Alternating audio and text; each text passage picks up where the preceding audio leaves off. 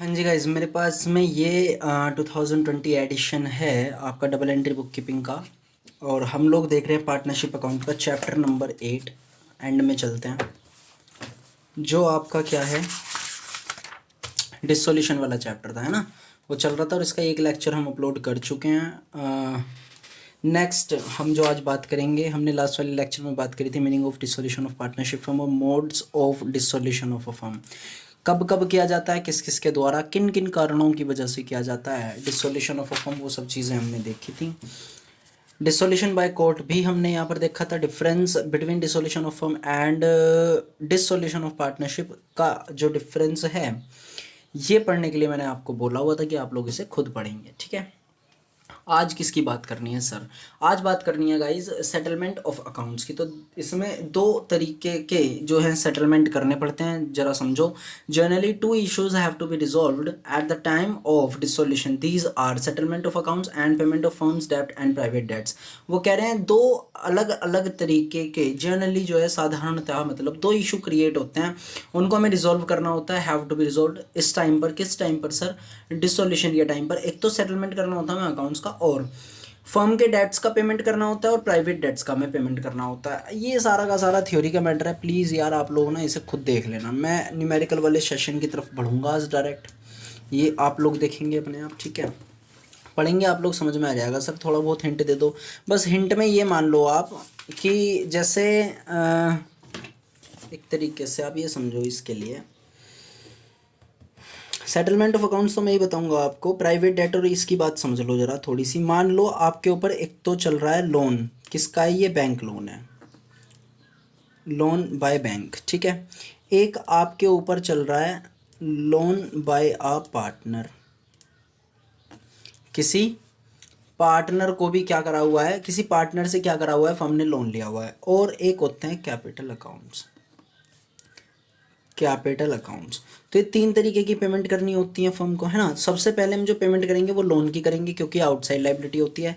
फिर हम कैपिटल देंगे या लोन देंगे, पार्टनर का लोन देंगे, उसके बाद में हम करेंगे कैपिटल अकाउंट की पेमेंट। इसी प्रकार से आपको रिलेटेड कुछ थ्योरी यहाँ पर मिल जाएगी, आप लोग उसे पढ़ लेना। सर आप क्या कराओगे आज? मैं कराऊंगा सर आपको accounting on dissolution of partnership firm, यानी कि क्या क्या चीज़ें हमको करनी होती हैं सर, हमें क्या क्या सीखना है इस चैप्टर में, एग्ज़ाम में क्या आएगा, ये सब बातें हम आज करने वाले हैं यहाँ पर, ठीक है ना। हम आज करेंगे इन सब बातों को। चलो भाई समझते हैं जरा, आज के लेक्चर को लेकर बढ़ते हैं आगे। अकाउंटिंग और डिसोल्यूशन ऑफ पार्टनरशिप फर्म में क्या करना है, लैंग्वेज समझे पहले। वी हैड अर्लियर डिस्कस्ड, ये हम पहले ही देख चुके हैं, डिस्कस कर चुके हैं, that when a firm is dissolve, जब भी एक फर्म डिसॉल्व होती है, एसेट आर रियलाइज्ड। एसेट क्या होती हैं? रियलाइज्ड होते हैं, यानी कि उन्हें बेच दिया जाता है। जो पैसा आता है उनसे उन्हें रियलाइज कर लिया जाता है एसेट को बेचकर। और लाइबिलिटीज आर पेड, लाइबिलिटीज को क्या करा जाता है? पेड करा जाता है। एंड द बैलेंस, और अगर कोई बैलेंस बचता है, इफ़ एनी, यदि कोई बचता है, is distributed among the partners, ठीक है ना। वो क्या हो जाता है? वो डिस्ट्रीब्यूट हो जाता है बिटवीन द पार्टनर्स या अमंग द पार्टनर्स। पार्टनर्स के बीच में वो क्या हो जाता है? डिस्ट्रीब्यूटेड हो जाता है, बट जाता है। In case of deficiency, deficiency के केस में, मतलब डेफिशिएंसी कह रहे हैं ये शॉर्टफॉल, शॉर्टफॉल यानी कमी। मतलब आपकी जो एसेट है आपने बेची, लाइबिलिटीज़ आपने पेड करी, लेकिन आपकी फिर भी लाइबिलिटीज़ पेड नहीं हुई। सारी एसेट आपने बेच डाली, उसके बावजूद भी आपका जो फंड है लाइबिलिटीज़ का कुछ ना कुछ निकल करके आ रहा है, वो आपको अभी भी और भी पेड करना पड़ेगा। तो इसे बोलते हैं हम क्या? डेफिशिएंसी, यानी कि कमी आ रही है। शॉर्टफॉल जो होगी is met by the partners, और शॉर्टफॉल जो होगी वो किसके द्वारा मेट करी जाएगी? पार्टनर्स के द्वारा। It means on dissolution the books of the firm will have to be closed. इसका मतलब क्या आया कि लॉस आए प्रॉफिट आए डजेंट मैटर, हमें क्या करना होता है? डिसॉल्व के टाइम पर बुक्स को क्लोज्ड करना होता है, बंद करना होता है। Dissolution process start by preparing the following accounts in the firms book. वो ये कह रहे हैं डिसोल्यूशन का जो प्रोसेस है वो स्टार्ट होता है प्रिपेयर करने से। किन अकाउंट्स को? इन कुछ अकाउंट्स को प्रिपेयर करने से होता है in the firms book, firm की बुक्स में, यानी कि बुक्स ऑफ अकाउंट्स में हम इन अकाउंट्स को बनाएंगे। कौन कौन से अकाउंट बनाएंगे सर? हम रियलाइजेशन अकाउंट बनाएंगे, लोन बाय पार्टनर अकाउंट बनाएंगे, loan by firm to partner account बनाएंगे, partners capital account, and bank और कैश अकाउंट बनाएंगे। Let us discuss these in detail, हम भी डिटेल में पढ़ेंगे एक एक करके। सर इसमें बैलेंस शीट तो नहीं बताई इन्होंने, क्या हमें इसको इस टाइप के क्वेश्चन में बैलेंस शीट नहीं बनानी? क्योंकि चेंज में सीखते आ रहे हैं, एडमिशन में भी सीखा था, रिटायरमेंट डेथ में भी सीखा था। क्या सर हम डिसोल्यूशन में नहीं बनाएंगे? बिल्कुल सही बात है बच्चों, हम डिसोल्यूशन के केस में बैलेंस शीट को नहीं बनाएंगे। क्यों नहीं बनाएंगे सर? भाई बिजनेस ही खत्म हो गया तो फिर डिसोल्यूशन में, आई मीन बिजनेस ही खत्म हो गया तो बैलेंस शीट किसकी बनाओगे? सीधी बात है ना। बैलेंस शीट के लिए क्या होना चाहिए ज़रूरी? लाइबिलिटीज़ होनी चाहिए, वो आप खत्म कर चुके, पेड कर चुके। एसेट होनी चाहिए, वो आप बेच कर खा गए, है ना। बचा क्या आपके पास भाई? बैलेंस शीट बनाओगे किस चीज़ की? बिजनेस की। बिजनेस है नहीं, खत्म हो गया बिजनेस, तो फिर बैलेंस शीट भी नहीं। ठीक है, चलिए सबसे पहले देखते हैं रियलाइजेशन अकाउंट। रियलाइजेशन अकाउंट क्या होता है, उसके बाद में हम इन चारों की बातें करेंगे। तो रियलाइजेशन अकाउंट की बात करते हैं। किसकी? Realisation account.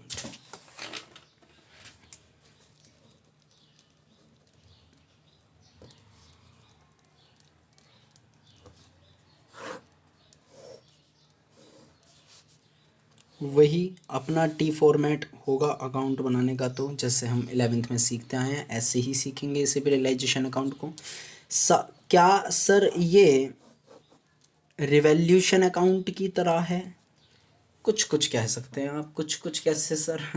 कुछ एंट्रीज ऐसी हैं जो रिवैल्यूशन अकाउंट की तरह ट्रीट होंगी, बट नाम किसका आया करेगा? रियलाइजेशन अकाउंट का। क्या होता है सर रियलाइजेशन अकाउंट? समझो, आपके पास में बैलेंस शीट दी हुई होगी क्वेश्चन में, ठीक है। बैलेंस शीट में ये एसेट और ये लाइबिलिटीज़, ठीक है। एसेट्स भी बहुत सारी होंगी, लाइबिलिटीज़ भी बहुत सारी होंगी, इन दोनों का फिर यहाँ पर क्या हो रहा होगा टोटल, ये हमारी क्या होगी? ये पूरी की पूरी एक बैलेंस शीट होगी, है ना। अब इस बैलेंस शीट में से हमें ये देखना होता है कौन सी ऐसी एसेट्स हैं जो बिक सकती हैं और कौन सी ऐसी लाइबिलिटीज़ हैं जो हमें पेड करनी है। जो एसेट्स बिक सकती हैं, जो एसेट्स बिक सकती हैं यानी कि जो नॉन लिक्विड फॉर्म में है, उसे हम ट्रांसफ़र करते हैं रियलाइजेशन अकाउंट में। लाइबिलिटीज़ जो हमारी पेड होनी बाकी हैं, आउटसाइड लाइबिलिटी जितनी भी होते हैं, उन्हें हम ट्रांसफ़र करते हैं रियलाइजेशन अकाउंट में। क्यों कर रहे हैं ऐसा? टू क्लोज द अकाउंट्स, मतलब ये कि अकाउंट्स को बंद करने के लिए, एसेट का जो भी अकाउंट है उसको बंद करने के लिए हम उसे कहाँ ट्रांसफ़र कर देंगे? रियलाइजेशन अकाउंट में। और जब हम उसे बेचेंगे या हम उस लाइबिलिटी को पेड करेंगे तो भी हम नाम लिखेंगे किसका? रियलाइजेशन अकाउंट का ही, यानी कि रियलाइजेशन ही। इस तरीके से हम पहले अकाउंट्स को बंद करते हैं, बंद करने के लिए हम उन्हें ट्रांसफ़र करते हैं रियलाइजेशन अकाउंट में। और बात समझते हैं जरा, अभी भी रियलाइजेशन देखो क्लियर तो हुआ नहीं होगा इतनी सी बात से, थोड़ा सा पढ़ लेते हैं। Realisation account is prepared on the dissolution of a firm, पता ही है यार, ये तो देख ही रहे हैं हम। The purpose of preparing the account, अब बात समझ में आएगी कि पर्पज क्या है इस अकाउंट को बनाने का। तो वो पर्पज है भैया, is to close the books of accounts of the dissolved firm. मतलब ये कि जो फर्म डिसॉल्व हो चुकी है, बंद हो चुकी है, उसके अकाउंट को बंद करने की जो प्रक्रिया है, उसका उद्देश्य ये है कि वो अब तुम्हारे अकाउंट्स को बंद कर दे। To close the books of accounts to dissolve of dissolved firm, यानी कि सीधी बातें समझ तो गए, डिसॉल्व्ड फर्म की जो बुक्स ऑफ अकाउंट्स हैं उनको बंद करने के लिए बनाया जाता है ना। एंड टू डिटरमाइन करने के लिए, गेन को या लॉस को on the realisation of asset and payment of liabilities. आपने एसेट बेची, लाइबिलिटीज को पेड कर दिया, उसके बाद में आपके पास में कुछ बच रहा है बैलेंस, तो दैट्स कॉल्ड प्रॉफिट, है ना। या फिर वो नहीं बचेगा बैलेंस, लाइबिलिटी बची हुई है अब भी, तो वो शॉर्टफॉल होगी, यानी कि वो कहलाएगा आपका लॉस, है ना। और कैसे प्रिपेयर करा जाएगा ये? इट इज़ प्रिपेयर्ड बाय, अब इन्होंने यहाँ पर लिखा हुआ है कि इट इज़ प्रिपेयर्ड बाय। अब बुक से, लैंग्वेज से आ जाएगा समझ में, कोई प्रॉब्लम नहीं है, एक एक पॉइंट हम समझेंगे, लेकिन हमें एग्जांपल देखना पड़ेगा तभी हमारी जाकर समझ में आएगा रियलाइजेशन अकाउंट। हल्की सी थ्योरी देखते हैं पहले, उसके बाद में बढ़ेंगे आगे। इन्होंने दिए हुए 1 2 3 4 5 पॉइंट इन्होंने, यानी कि 5 स्टेप इन्होंने दिए हुए हैं। पहले स्टेप में बोल रहे हैं ट्रांसफ़र करो ऑल एसेट्स को एक्सेप्ट फिक्टिशियस एसेट्स। सर ये क्या होती हैं अभी बताऊँगा। इन्होंने बोला है कि सभी एसेट्स को आप ट्रांसफ़र कर दो, लेकिन किसको नहीं करना? फिक्टिशियस एसेट्स को नहीं ट्रांसफ़र करना, लोन टू पार्टनर्स को ट्रांसफ़र नहीं करना, कैश और बैंक अकाउंट को भी ट्रांसफ़र नहीं करना to the debit side of the account, यानी कि रियलाइजेशन अकाउंट के डेबिट साइड में, रियलाइजेशन के डेबिट साइड में आप ट्रांसफ़र कर दो सभी एसेट्स को। All assets will be transfer to the realisation account in the debit side, ठीक है।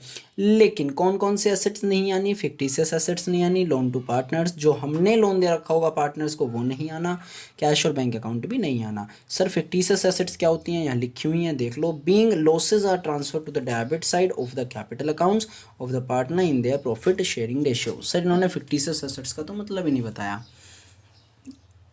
कोई बात नहीं हम बता देते हैं। फिक्टिशियस एसेट्स होती हैं काल्पनिक संपत्तियां, लाइक एडवर्टाइजमेंट सस्पेंस अकाउंट आपका, आपने एडवर्टाइजमेंट कर दिया अब, लेकिन वो जो खर्चा आपने कर दिया वो एक तरीके से इन्वेस्टमेंट है। क्यों है सर इन्वेस्टमेंट? आपकी भविष्य में भी उससे कुछ ना कुछ प्रॉफिट आपको मिलता रहेगा। ऐड आपने करा दिया, ये तो है नहीं कि आज के टाइम में जो आपने होर्डिंग्स लगवा दिया है वो आज ही रहेगा, बस 2 दिन ही चलेगा, 4 दिन चलेगा, महीनों के महीनों लगे रहते हैं भाई। इंस्टीट्यूट का आपने ऐड देखा होगा कहीं भी, ठीक है, किसी भी पान मसाले का आजकल बहुत ऐड चल रहा है, वो रजनीगंधे होते हैं, ये दिलबाग वगैरह, गुटके वगैरह जितने भी होते हैं, कुबेर वगैरह जितनी भी होती हैं, और उनके इतने मोटे खर्चे होते हैं भाई साहब एडवर्टाइजमेंट के, बहुत मोटे। अब वो लगवाते भी बहुत अच्छे तरीके से एडवर्टाइजमेंट है, होर्डिंग्स वगैरह पे करवा के, उसे लोहे वगैरह में सेट करवा के, है ना, जल्दी से फटते भी नहीं है, सालों साल चलते हैं, उनका प्रॉफिट उन्हें मिलता रहता है, ठीक है। अब इस तरीके के जो एक्सपेंस होते हैं उन्हें एसेट माना जाता है। क्यों माना जाता है? क्योंकि वो एक तरीके से इन्वेस्टमेंट है, हमने कर दिया इन्वेस्टमेंट, अब वो आने वाले टाइम में हमें प्रॉफिट देता रहेगा। दैट्स कॉल्ड फिक्टिशियस एसेट्स, काल्पनिक संपत्तियां, ठीक है। एक नोट इन्होंने डाला हुआ है, loan to a partner is retained in the separate account and is received back from him. वो ये कह रहे हैं लोन टू अ पार्टनर, अगर फर्म ने किसी को लोन दे रखा होगा, फर्म ने अगर लोन दे रखा है किसको किसको किसको, पार्टनर को, बात समझना, लोन टू अ पार्टनर, अगर फर्म ने दे रखा होगा पार्टनर को लोन, तो वो रिटेन्ड होगा एक सेपरेट अकाउंट में, यानी कि रखा जाएगा एक अलग अकाउंट में, और उससे पैसे वापस लिए जाएंगे। And is received back from him, और वहाँ से क्या होगा, फिर उसे वापस लिए जाएंगे, ठीक है। आगे बढ़ते हैं थोड़ा सा। मान रहा हूँ अभी थोड़ा बहुत हिंट नहीं मिल रहा होगा आपको, हर एक चीज़ मतलब मिल रहा है थोड़ा बहुत हिंट, बट वो क्लेरिफाई नहीं कर पा रहे होंगे आप अभी, है ना, कोई दिक्कत नहीं है, वो हम धीरे धीरे करके सब करेंगे। पहले पॉइंट पढ़ लेते हैं। ऐसे ही हमें लाइबिलिटीज ट्रांसफर करनी होती हैं, transferring all liabilities except partners loan account. यहाँ भी सारी लाइबिलिटीज को ट्रांसफर कर दो, लेकिन रोक लो, किस किस को रोक लो, एक तो पार्टनर का जो लोन अकाउंट है, एक पार्टनर्स के कैपिटल अकाउंट है, to the credit side of the account, ठीक है ना। कहाँ ट्रांसफर करेंगे लाइबिलिटीज को? रियलाइजेशन के क्रेडिट साइड में, यानी कि कहते हैं ना, वो कुछ टीचर्स सिखाते हैं आपको कि कैंची मार दो, बैलेंस शीट लाइबिलिटीज साइड ये, बैलेंस शीट में एसेट साइड ये, तो जो एसेट साइड है, जो एसेट साइड है उसे रियलाइजेशन के डेबिट में ले लो, और लाइबिलिटीज है तो उसे यहाँ ले लो। लेकिन क्यों कर लो ऐसा, मैं इसके पीछे आपको रीज़न बताऊंगा, अभी बताऊंगा, ताकि आपको भविष्य में भी ये चीज़ें सब याद रहें, ठीक है। आगे बढ़ते हैं, पहले थोड़ा सा पॉइंट नंबर 3 की बात करते हैं। अमाउंट कर लो realised on sale of asset is transfer to the credit of account including unrecorded assets and asset taken by a partner against capital. वो कहना ये चाह रहे हैं कि एसेट को आप ट्रांसफर कर दो, और उनसे अमाउंट जो भी रियलाइज्ड होगी वो भी आपके रियलाइजेशन अकाउंट में ही जाएगी।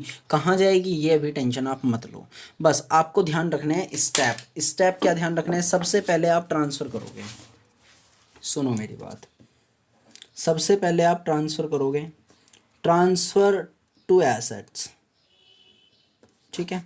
उसके बाद में सेकंड पॉइंट आ रहा है किसका?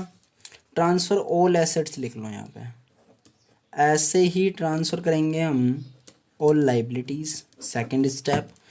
Third step to prepare realisation account, sold करो आप एसेट्स को, सोल्ड कर दो आप किसको? एसेट्स को, और जो हमने सोल्ड कर दिया, अब जो अमाउंट रियलाइज्ड होगी उससे एंट्री बनेगी एक, ठीक है, उसकी एंट्री।